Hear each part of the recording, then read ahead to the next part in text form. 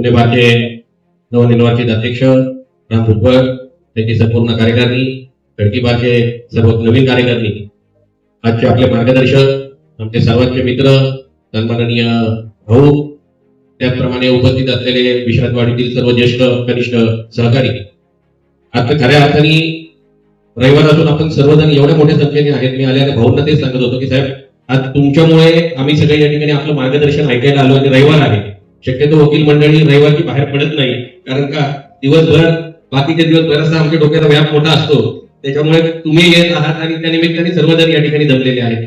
भाऊ, इथे बऱ्याचशा अडचणी आहेत, बरेचसे प्रश्न. आपण खरंच आपले कौतुक करावं लागेल की मागच्या वर्षी जेव्हा आम्ही सर्वजण या ठिकाणी काम करत होतो, आपण स्वतःहून संपर्क केला, आपण स्वतःहून पुणे बारला भेट देण्यासाठी आला, तर त्या निमित्ताने आपलं एक वेगवेगळ्या पद्धतीचं एक चर्चासत्र झालं. आपण वेळोवेळी आम्हाला सर्वांना सहकार्य करतात आहे.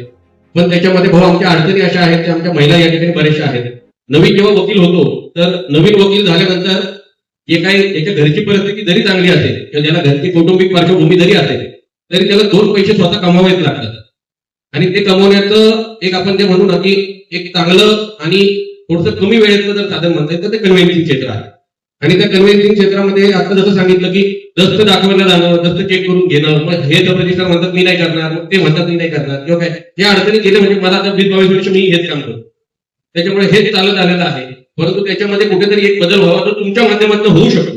कारण का नुसतं आश्वासन आणि कृती, तुम्ही कृती करणारी व्यक्ती आहात, तर आमची सगळ्यांच्या वतीने एक आपल्याला विनंती राहील की ती जी काय अंमलबजावणी आहे त्याच्या संदर्भात, तर आपणच त्याच्यामध्ये पुढाकाराची भूमिका घ्यावी, त्याच्यामध्ये योग्य आपण पर्याय निवडावा.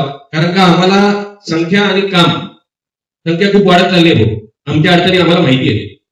इथं काय आमच्याकडे कोणी लँडलॉर्ड नाहीये की पैसे कोणाकडे तरी पडून येतात आणि टाइमपास म्हणून वकिलीत आलोय, अशाचा कुठलाच प्रकार नाही. प्रत्येक जण कष्टाने, प्रत्येक जण जिद्दीने, प्रत्येक जण वेळ काढून या वकिली क्षेत्रामध्ये आला. त्याच्यावरती त्याचं कुटुंब अवलंबून आहे, त्याचा संपूर्ण बाकीचा पूर्णपणे परिवार त्याच्यावरती अवलंबून आहे.